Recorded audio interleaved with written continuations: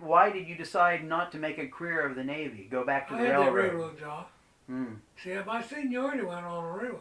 Mm-hmm. When I went in, I had worked around a year, maybe less, with no, nothing but just a helper. A Navy, if you're going to be in the Navy, Mm-hmm. I would never get married. Because you might be on shore for 2 or 3 years, then you go to sea for 2 or 3 years. Well, you don't see your wife. Mm-hmm. That's no life at all. A lot of the women chased around, and most of the men I knew did. I didn't want that at all. You weren't married at this time, and you No. mentioned being single. How? But you knew Mom, or who was going to become Oh, I Mom. knew your mom from when Warren and Dorothy got married. Yeah. She was out of high school, and I still seen her.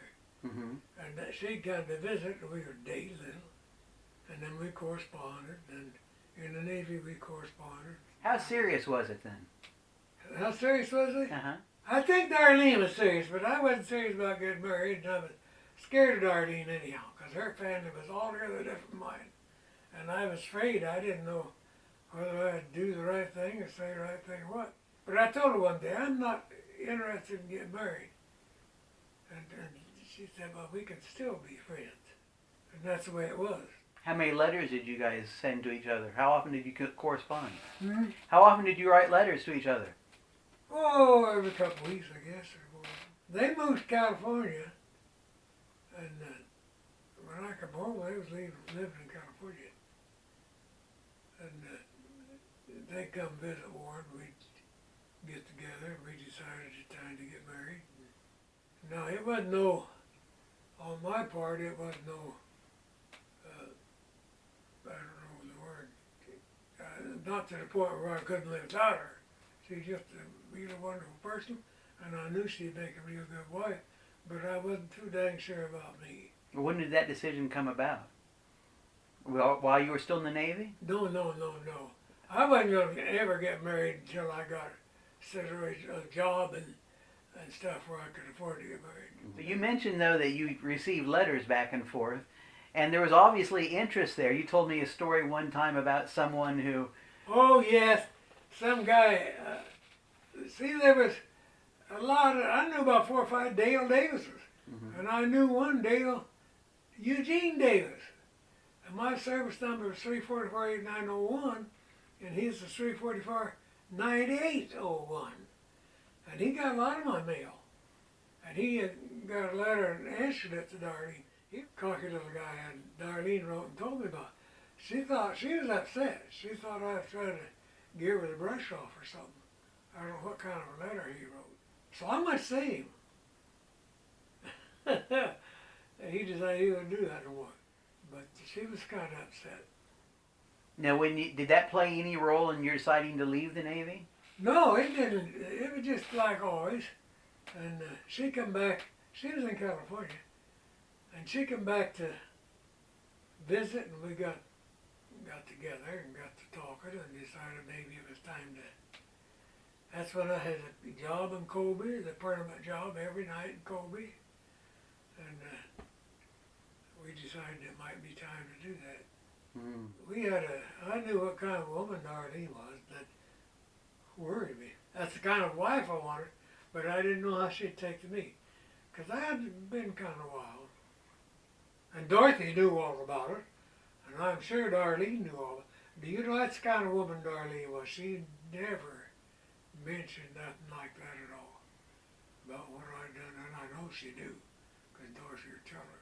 Well, you were smoking at that time, and Oh, you yeah. mentioned drinking and a Yeah, little gambling. I used to have some drinks, get out with the guys and do some drinks. And I'd smoke at least 2-pack a day and sometimes 3. Mm-hmm. What happened there, Darlene never said a word about it. She did say, I don't like the smell of beer, so I didn't drink a beer. But I did, after we got married, I just had quit all that crap. Mm-hmm. I was just a young kid having fun, I thought. And I did keep a bottle in the refrigerator, a bottle of vodka. She never objected at all. And I asked her one night to fix me a drink. And she did, but she didn't know how to fix a drink. And she brought me a vodka screwdriver, what it was. What you do, you get a small glass or a tall glass of orange juice and then put a tumbler of alcohol in it. made a good drink. Still would like it.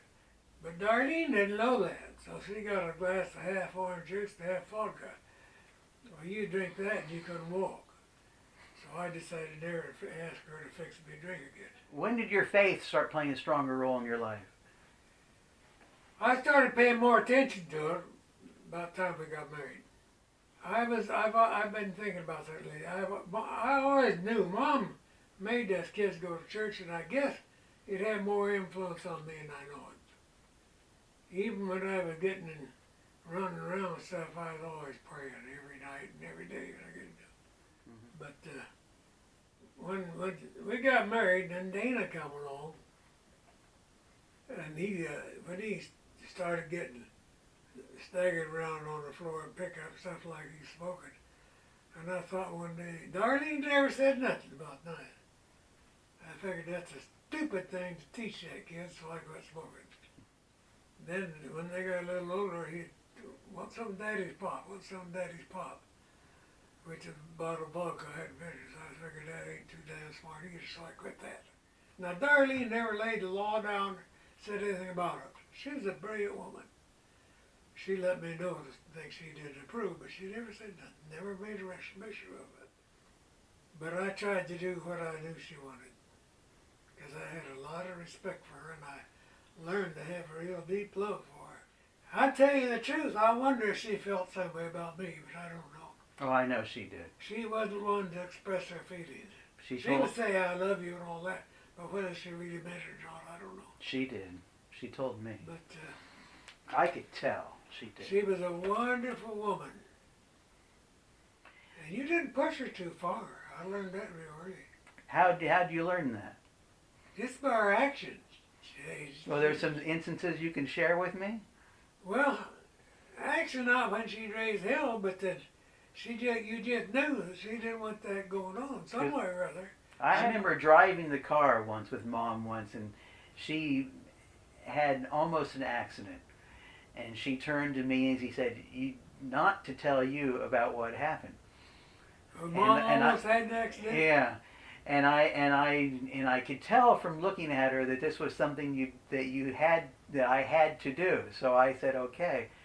But she was, when she wanted to be firm, she could be extremely firm. She could be very firm. And you knew not to cross her. Yeah, I saw her with a few people like that, and they backed off rather quickly. But she was not an experienced driver. You knew how she got a license in Nebraska. Well, she'd get them. The patrolman come down once a week or twice a month or something to the courthouse, and everybody go in there and take her test. Well, she got babysitted, went down there one day, and he didn't get to her. Come noon, they quit. Ah. So the next time she got a babysitter and went down there, and he didn't get done. He said, that's all the time today, we got to go. And she got up and said, I have got a babysitter 2 weeks in a row, and I come down here for a test, and I want a test. So he took her out and gave her a test. Drove around the block once and said, you passed. But she knew what she wanted, never mind telling you. Well, that explains why you got so angry when that happened to me in El Reno. Only he failed me before I even got out of the park. He had said that was it. He wouldn't have done that to Darlene. Mm. She was not bashful about letting her know her feelings. Okay. She, just an example, her dad died. She's junior in high school. And he had this big old Buick car, standard shaft and everything. Probably about 27 or 28 or 29. They were a very nice, big, heavy car. And it was in the yard and he died. They always parked it downtown to his shop. And her mother said that car ought to be down the shop. And Darlene said, I'll take it down there. Her mother said, can you drive? She said, yes. She never drove. And she got in that darn car and drove it down there and parked it. When Darlene decided to do something, she done it. Mm-hmm. I suppose she learned by just watching. She's an amazing woman.